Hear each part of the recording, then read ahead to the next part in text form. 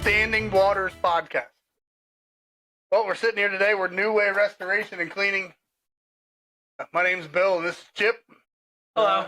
You're looking at the fearless leaders of NuWay Restoration and Cleaning. I mean, some days it's good to be king, sometimes it's not, to be honest. But we have these conversations once a week, and it entertains us, I guess. Oh, yes. Very much so. I mean, today's topic, we're going to talk about carpet cleaning. Woo! I'm sure everybody's dying to hear this one. But it's fun. We're going to have some tidbits and some things to talk about. You know, not everybody thinks about it, but it's one of those things that we do. There is a science behind it. I mean, I thought that was the craziest part when I first came on board here, that there is a science behind practically everything we do. And carpet cleaning is one of those.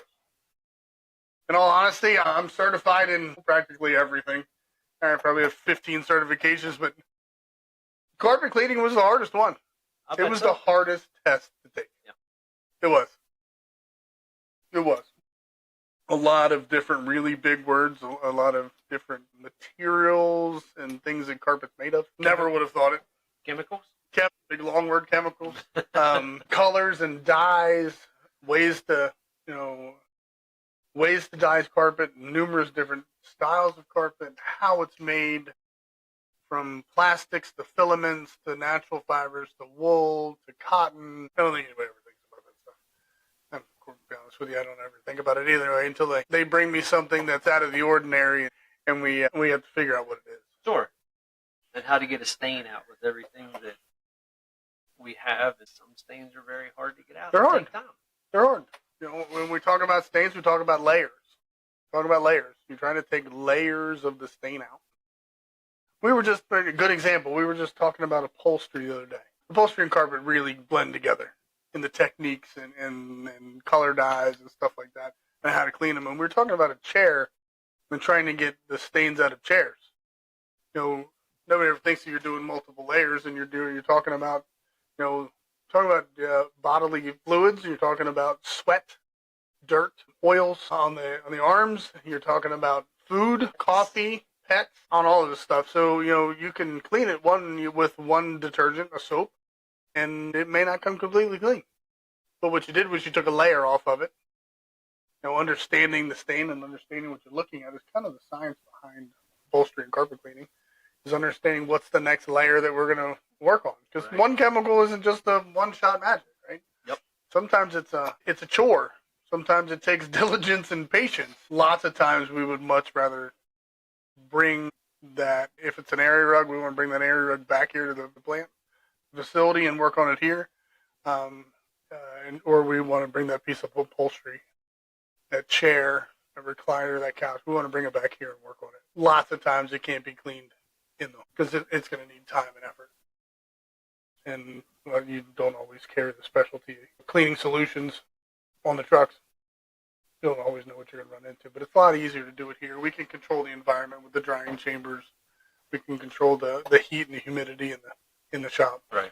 So it's helpful. It's helpful. It doesn't take multiple times running back to the house and messing up their lifestyle for a little bit. So it's easier just to bring it back here and work on it hours at a time. And I don't know if you've been back to the shop yet lately.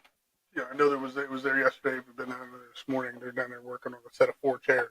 I saw them there. Did you hear what happened to those chairs? I did in a sense, but I don't know the whole issue behind it. Well, let's talk about those before we get into carpet cleaning, because you can run into it in carpet cleaning. Like I said, upholstery and carpet cleaning. So those chairs, we cleaned them any way that we would normally clean dining room chairs. Right? With basic solutions and low moisture water. And they cleaned perfectly. They looked great. About 4 days later, the homeowner called us and said that they were like a taupe color, a taupe and a gray, khaki. They were a light color. They turned pink. They turned pink after we cleaned them. So we had to stop and be like, what would that happen? In all this training, all this experience, we look around and go, what occurred? And, we have experts that we're able to call and they're able to answer our questions. Whenever we run into this random things that occur, like, why did they turn pink? So we were reminded of in our training course those things that those things that you forget about in training, those little tidbits that may never happen, but they teach you about. Those chairs have a fire retardant sprayed on the outside of that fabric. Now, fire retardant was somewhat outlawed a decade ago, importing from overseas, furniture being imported from overseas. They used to use a fire retardant on them, but that retardant was outlawed. So, did you know 85% of financial success comes from soft skills abilities and only 15% from our technical abilities? SuperTech U was created by longtime restoration pros Eric Sprague and Larry Wilberton. Their daily 3 to 5 minute videos train your entire company on the soft skills they need to make your business thrive. Plus, your entire team earns IICRC CEC credits, all for about the cost of 1 tank of gas. To get more information about SuperTech University and receive a special 6-lesson e-course on in-home sales, go to supertechu.com/podcast offer. Again, get your free in-home sales training at supertechu.com/podcast offer. Today's furniture, you're probably not going to run into it. But we know that it's still out there. But you just don't think about it until you run into it. What happened was it was a chemical reaction between our solutions and the fire retardant. It takes time for it to occur. So it took 4 days for them to turn pink. I remember seeing the pictures. Yeah, very easily fixed. Once it dawned on us what occurred, very easily fixed. Brought the chairs back here to the plant because, again, we can control the environment. Retreated them. And they turn back to the regular color. Sometimes you'll have to treat them a couple times. Like the chairs that are down there now, they came back. This is the second time they came back. Because they got just a real light pink hue and a streak. They came back. And that fire retardant will soak through the fabric and into the foam. Right. In the chair. So lots of times when you re-wet that chair, it'll come back up out of that foam. So it's not uncommon for a stain to show back up. So let me ask you this then. So with that being said, some of your chairs also have like extra stitching in it. Yeah. So would that also take multiple times because of how it soaks into that instead of just the material? A lot of those, in fact, I just talked to a lady the other day. A lot of those real tight areas where it's stitched, the piping around around the cushions, around the arms, the decorative stitching, it creates a very dense area. Right? And hard to get area when you're doing commercial cleaning, when you're trying to do it, efficiently in a customer's home. It gets very dense. So number one, it's hard to get dry because it's real tight. It's hard to get air to it, as opposed to the full surface area like the cushion. Right. It's hard to get the specialty wands in. Now, our carpet and upholstery cleaners are fantastic at what they do, and they understand that sometimes it takes a little bit of elbow grease to get it out, right? You got to try a little extra harder. We talk about work hard and be nice. Yep. We talk about heart and effort, and that's what it takes. It takes a little bit of hard effort to get around those tight spots and understand why they're difficult to do. The reality is that they're dense. It's because when stitchings tighten down the upholstery fabric down to the foam, down to the base, whatever that base is, whether it's particle board, plywood, whatever it is. We've seen it all. But it creates a real dense, tight spot, and those are hard to get clean. So sometimes you got to go back, But we will. We will make sure that it's gorgeous when we're done. Sure. We always do, and we always will. So let's get into the carpet cleaning here a little bit. Let's talk about it. Most people have carpet in their home somewhere. So what is the importance of cleaning regular carpet and getting it cleaned regularly? All right, I'm going to throw a statistic out to you that I can tell you that my wife thinks is a crazy statistic and it's never going to happen. So they say, Carrie's looking at us laughing, right? You ready for this one? Ready? You run a household. You ready? They say that you are supposed to vacuum your carpet 1 time per day per person living in your house. I turned the camera around and looked at Carrie's face, right?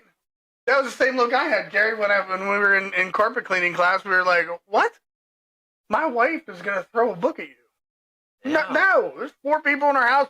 You're telling me that we should be vacuuming our carpet 4 times a day? I don't believe anybody's doing that. It's a lot. I don't believe that's happening with kids and pets and dogs. And no, it's not happening. It's not happening. You know, that's what they say. Whoever they is, right?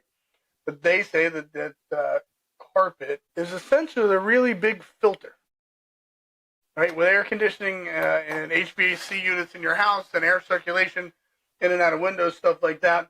The reality is that carpet is a big filter. The allergens get drawn down through it with airflow and get trapped.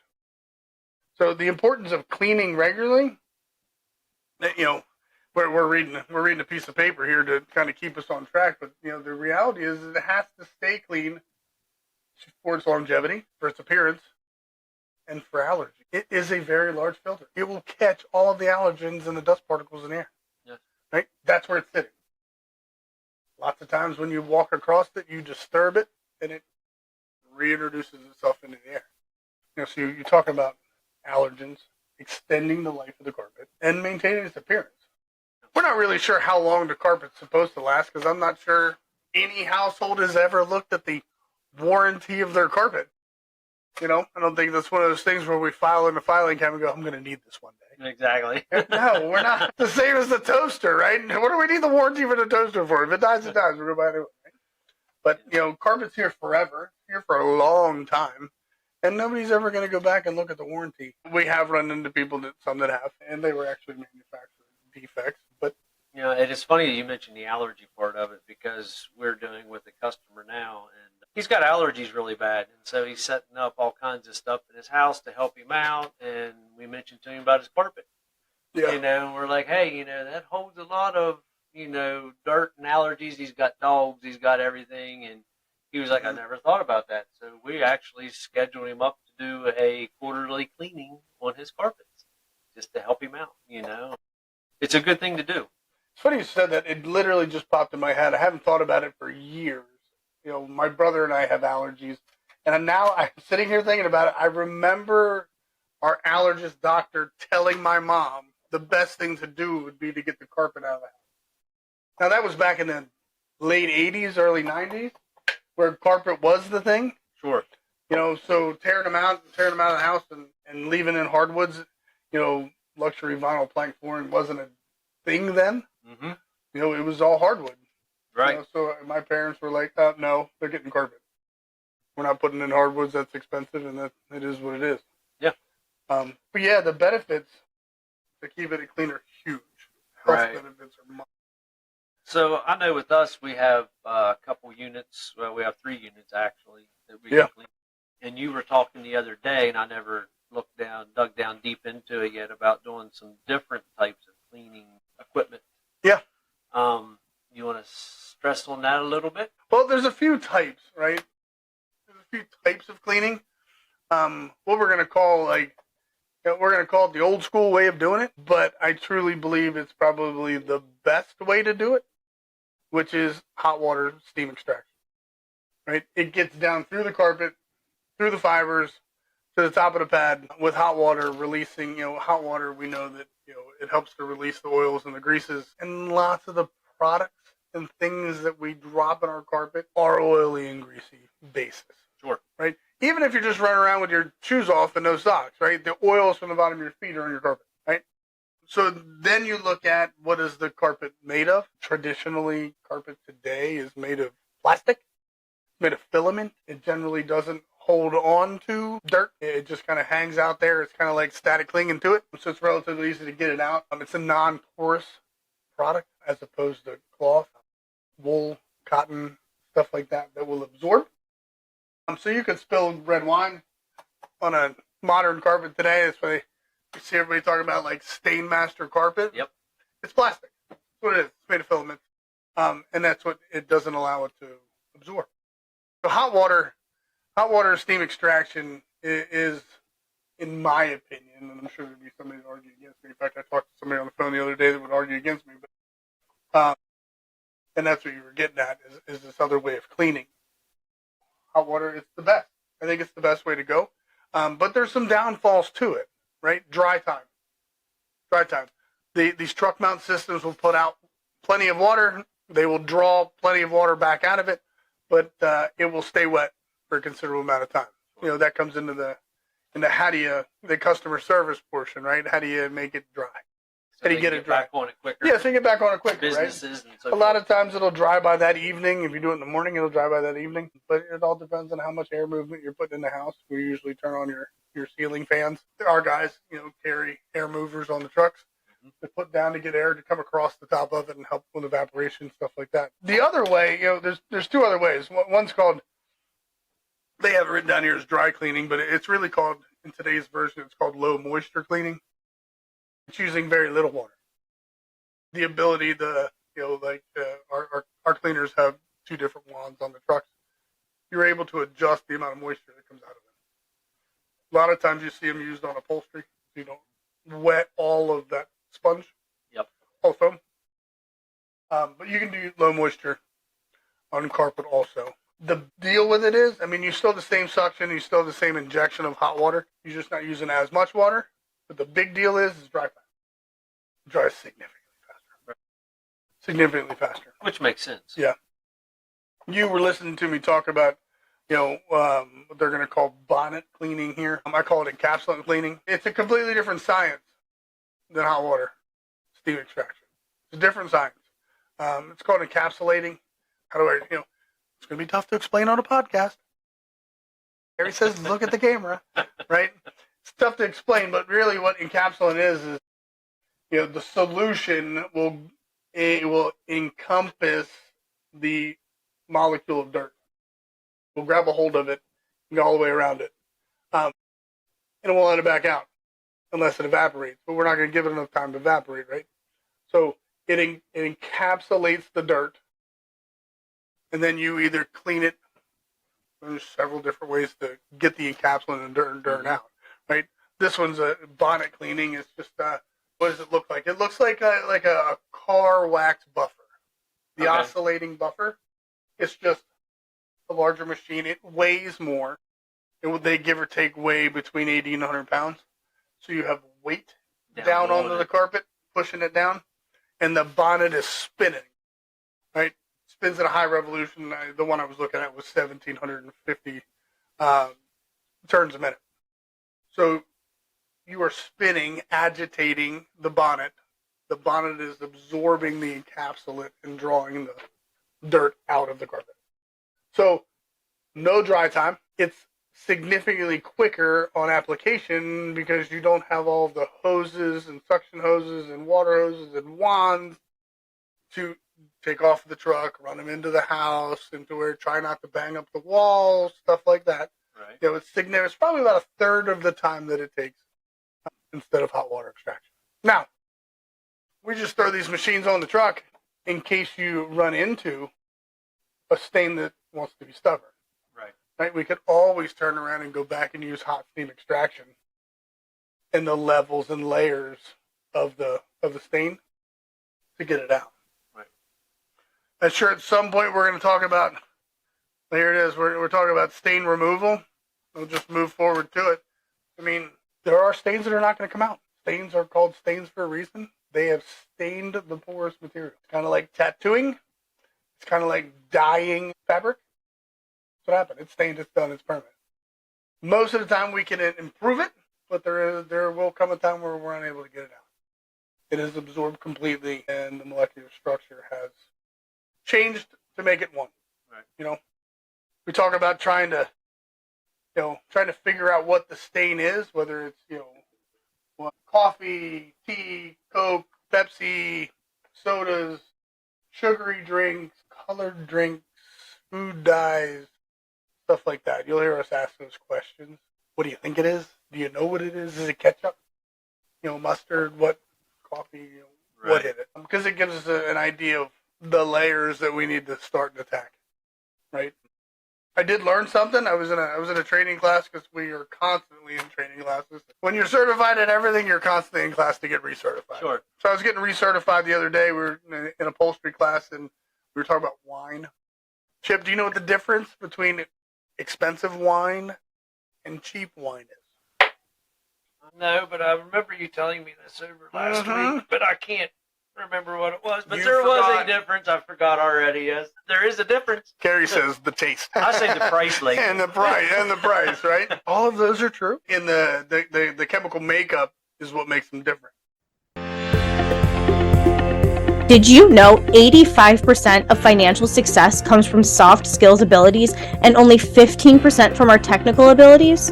SuperTech U was created by longtime restoration pros Eric Sprague and Larry Wilberton. Their daily 3 to 5 minute videos train your entire company on the soft skills they need to make your business thrive. Plus, your entire team earns IICRC CEC credits, all for about the cost of 1 tank of gas.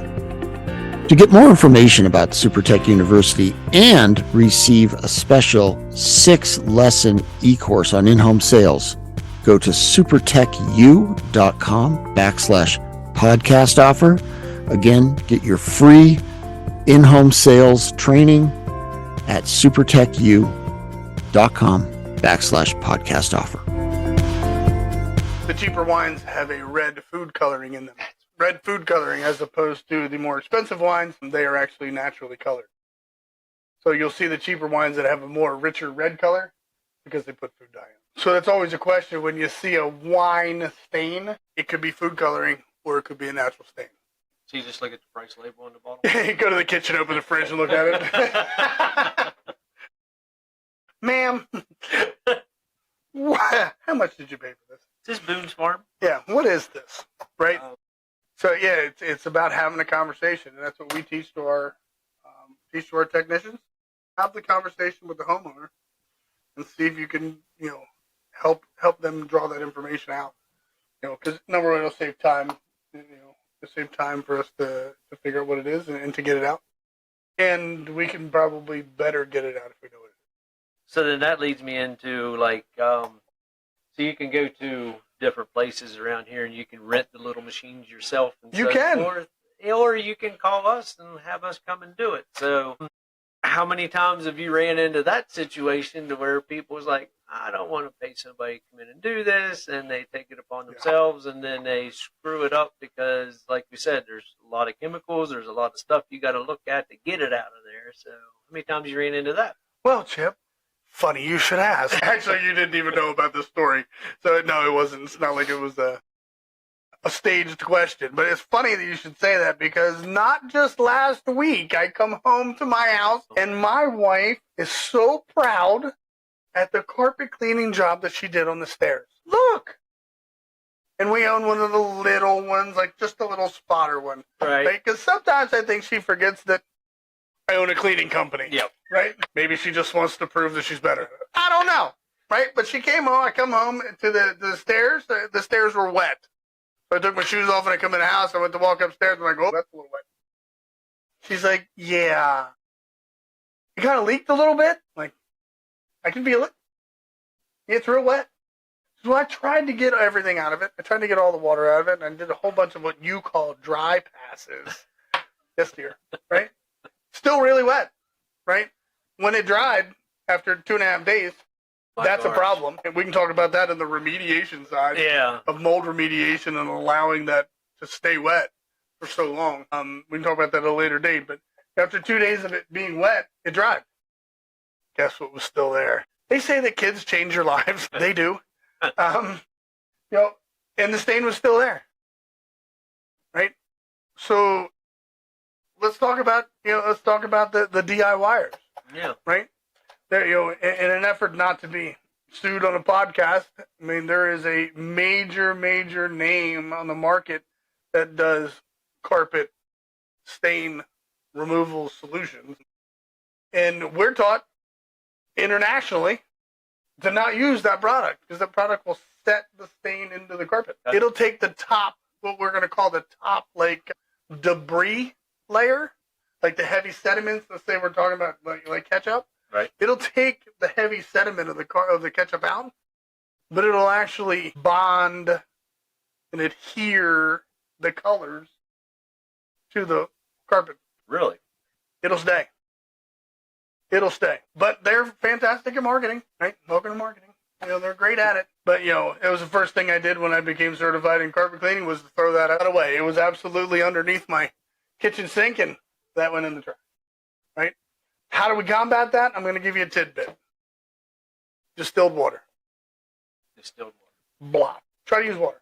A lot of us here where we live are on wells, so I don't suggest the well because it has minerals in it. So blotting with that could actually make it a little bit worse. It changes the chemical reaction, but distilled water and blot. Don't rub, don't scrub, blot, and then call me. Try to get as much of the fluid out as you can.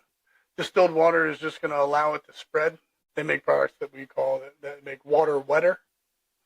It actually expands the molecule of H2O. But distilled water we call the magic thing. The magic thing, distilled water will practically will help get your stains out. Right. So, I don't know. Did we answer your question, Chip? Yeah. No, you're good. I mean, yeah. Call us. Call us. Distilled water. Yeah. Don't rent the machine. There's so many things that go into that. One is lack of knowledge of how to get those layers of stains out. You don't want to overwet, and a lot of those machines overwet because they don't have the suction that our truck mount systems have. You've seen them. Oh, we run them. Oh, yeah. It'll suck rags right off the shop floor. Right? Be careful that there's nothing around because it'll draw it right up. Make sure you no small pets. Yeah, or hats. Or hats. Right? So like businesses and so forth that have a lot of foot traffic in them and everything else. Mm-hmm. Quarterly for businesses maybe to have stuff cleaned if it's a high traffic area. Homes maybe every 6 months. Something. Yeah. Yes and yes. So, dirt. So when we talk about dirt, you talk about it coming in on your shoes from outside. Where we live, it's just common nature to take your shoes off when you come into your house or somebody else's house, right? Right. That's not common everywhere. I haven't lived here my whole life. I lived in the Washington, D.C. area, and you didn't take your shoes off when you came in out. What happens is the dirt that is attached to the soles of your shoes comes inside and gets embedded in the carpet. Those pieces of dirt act like sandpaper, right? They're hard. They're pieces of stone. They're mud. They're dirt. They will act like sandpaper to your carpet. That's what's called wear. Your shoes are an abrasive measure down onto them. Every step, forward and back. Every step, forward and back. Right? So when they call them, those are high traffic areas. Right. That's exactly what they are. Right? You generally see dark spots, matted down spots right inside doors. You see them in what do we want to call them, like traffic area intersections from like the kitchen to the hallway, bedrooms to the hallway, stuff like that, where people will stop. Right? That stop will cause the rub. All it's doing is grinding the dirt in and allowing your shoe to push them fibers across and separate them. They become scratched. You can't fix the scratch. I can clean it. I can make sure that it's clean. But you're still going to see a wear spot, and that's what it is. It's the damaged fibers from your shoes and the dirt scratching. Right. So what you're saying basically is the sooner you can get it clean, the longer your carpet's going to last, anything in that area. Right. So let's get all those abrasives out. Let's go back to they, right? They say that you should vacuum once a day per person living in a house. Right? 4 times. Grocery store, you can imagine. Could you imagine? Oh, my Lord. That's what they're talking about. They're talking about getting the dirt out of those fiber filaments so they don't get scratched. And that was what will keep your carpet longer, make it look nicer. Right? Because I've noticed going into businesses and stuff now that I'm into this profession. I've never really noticed it before, but now when you get into something, you're looking at it and you're like, oh my God, really? Yeah, go buy a blue truck. Yeah. So, I walked into one of our local stores. I'm not going to say where it was. But it's like you just said. It's a high traffic area. You're coming in and out the doors all the time. And they have, runners down. But as soon as you get past the runners, like 5 or 10 feet, it's real dirty because people are still scuffing their feet as they come in because they're getting all the debris off of them, especially around us when we got you know, snow. When the snow comes, we got salt and everything. But yeah, so I honestly see what you're saying right there, and I'm like, wow. You never look at them. You got to get the dirt out. Once they're damaged, they're damaged. Of course, you know, you and I are both trained in carpet repair, but a lot of times the repair is not going to help. Exactly. A lot of times it's not. We as the general public allow that carpet to be damaged much longer than we should. Much longer. By the time we're like, man, that carpet hasn't lasted at all. We should have done something about it 2 years ago to let it get it to this point, right?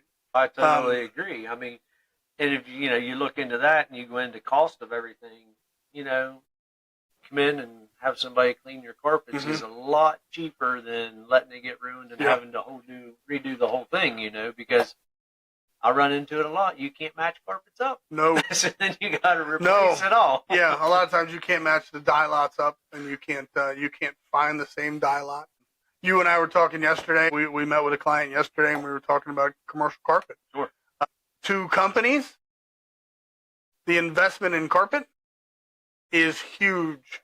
It is a very large dollar value, right? When you look at large buildings, that commercial carpet, now granted it's only give or take 1/8 of an inch, 3/8 of an inch thick, maybe a quart, maybe thick, and it wears heavy because you are in a business. You're inviting the public in, all seasons, all weather types. You know, you're inviting them in, and essentially every footstep is ruining your investment. Right, so you have to pay attention to your investment, and if you want your investment to last a long time, you got to keep it clean. Right, that's what you're talking about. I mean, that was probably I don't know, 40,000 square feet yesterday of commercial carpet. There's a lot, and there's a lot of people working there. Right, so there's a lot of footsteps and a lot of outside traffic. So it's important to pay attention. Otherwise, I mean, if you've got free money, let's just replace it. By the way, we're a Mohawk dealer. Oh, yes. Yeah, I can get it. I can sell it to you. A lot of, you know, speaking of that, a lot of, you know, the market has changed greatly to help with this.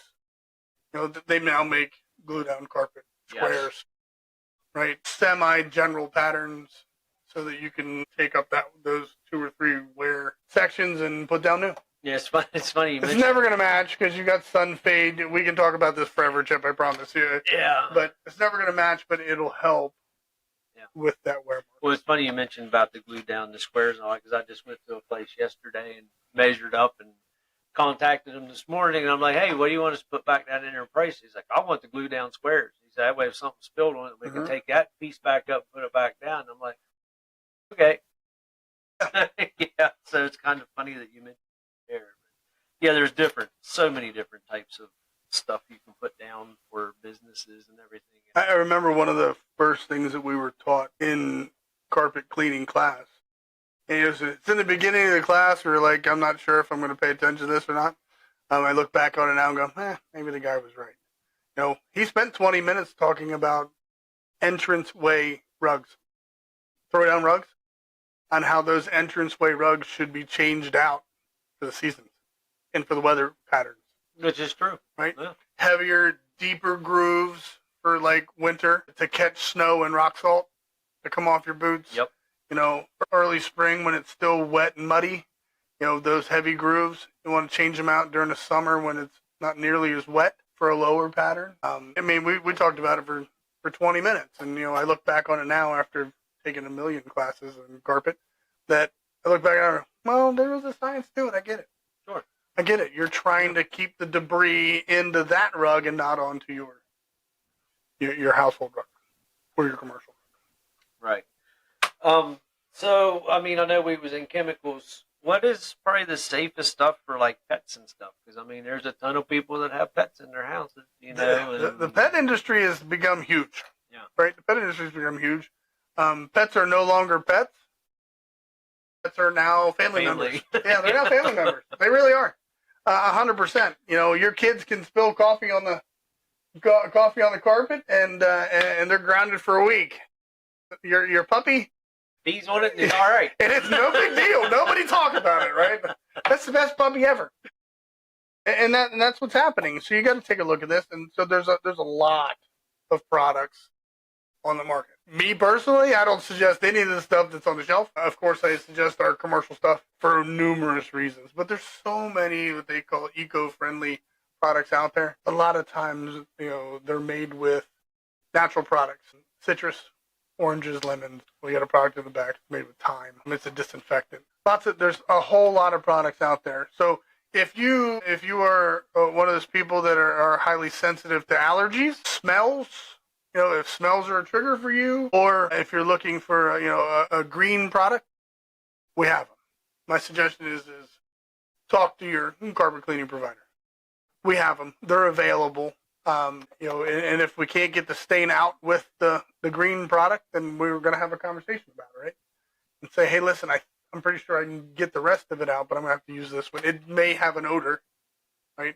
They're putting pleasant fragrances in them now, right? We have one in the back that smells like fall. It smells like fall. And I'll tell you, we use it all the time. It smells fantastic, and it runs, it smells like fall, right? There's lots of different fragrances. So if you're not triggered by all fragrances, I'm sure there's one out there that can help you. But yeah, there's a whole bunch of green products out there. The pet-friendly industry has boomed because of the trend and how we've changed from, pets are no longer pets. They're now family. They're no longer outside. They're inside now. Yeah, so. They have accidents. They don't have supposed tos. And it is what it is. We're just going to help, right? We're going to help. Sure. We can help you with your bed stains. If you think you can't get it out of the couch, we can get it out of the couch. Right? If it's soaked all the way through the couch cushion, we can get it out of your couch cushion. Yeah, we just had a lady give us a very good review because we went down and she got a hold of me and she's like, I never ever had my carpets cleaned and it looked like they're brand new. She said, I had pet stains everywhere. Great. It can make anything look fantastic, right? But if you have regular non-spill proof stuff, I mean, the only difference is just a plastic layer across the top. That's all it is. Right. Right? So, if your pet has an accident in your carpet, it's got to go somewhere. It's going down. Oh, sure. Right? It's got to go somewhere. So most of the time, it's going into the padding. These carpet companies came out with a great idea. We're going to make spill-proof padding, and we're going to put this plastic layer across the top. It's not always the same, right? That urine, that water, that fluid's got to go down through the fiber, through the carpet, and sit on top of that plastic. And as you walk across it, it's just going to squish, right? It will eventually find a seam and soak into the seam. Education tells us that we can clean your carpets, and a week later you'll call me back and tell me, man, it really smells like pet urine. It's probably because when we were cleaning, we introduced water into the urine crystals that were dry. You can't smell the dry ones, but you can smell the wet ones, right? You can smell the enzymes and the salts. So we'll come back and do it again. This time we'll probably use some low moisture to help get the enzymes and crystals out and see if we can get it dry pretty quickly. Otherwise, you have to have a discussion with the homeowner and tell them what's going on and what you think's going on, and we can probably, without damaging anything, we can probably detach your carpet to look, see what's going on. My guess is you have spill proof and it's in a seam, something like that. So, yeah, look at building products. Sometimes we're the bad guy. I'm just saying, I try to be as helpful as I can. I try to be nice, but I didn't build the house, and I don't always agree with the marketing that's going on in the world. Yeah.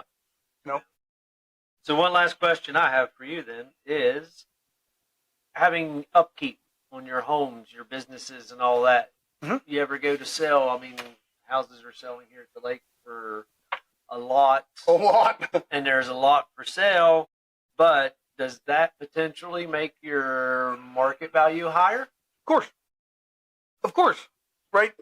When you're buying a house, the first thing that attracts you to the house is, what does it look like? Exactly. It's not what does it cost, right? I only want to buy a house that's $1.5 million. Right. Okay, well, we have this blue one, this green one, and this yellow one. But there's no carpet in this one. Right? Nobody buys for dollar value when they buy in a house. Right. They buy what they like, right? So initially, it's a visual inspection of what they enjoy, right? Watch all the TV shows, all right? All the TV shows, they talk about curb appeal. And as they're walking down the curb, down the street, and they're coming up on a house, what's the first thing that the host asks? hey, what's your first thought? Exactly. Right? We're visual buyers. So when it comes down to the carpet's usually the first thing that people look at and they go, like it or you don't. You either like it or you don't, right? Or you know whether it needs to be replaced or not. Right? First things first, you can see the traffic areas. You can see the dark spots. You can see where they tried to work on a stain. Stuff like that. Right. So continuing to keep your carpet up, absolutely. Absolutely. Remember, think of it like an investment. Right? You don't want everybody jumping on the couch because the couch was expensive and you don't want the arms to break. Right? This is the same thing. Same thing. Protect your investment. Keep it clean. Right? Keep it clean so that it lasts as long as it should. Especially when you're turning around to sell the house. Yeah, that way the carpet doesn't have to be replaced. You won't have to give money back at the sale, for carpet replacement. Yeah, exactly. Absolutely. Absolutely. What do you think, Chip? Think we're done today? I think we are done. Woo! You put me on the hot seat. You ask hard questions, Chip. Those aren't hard.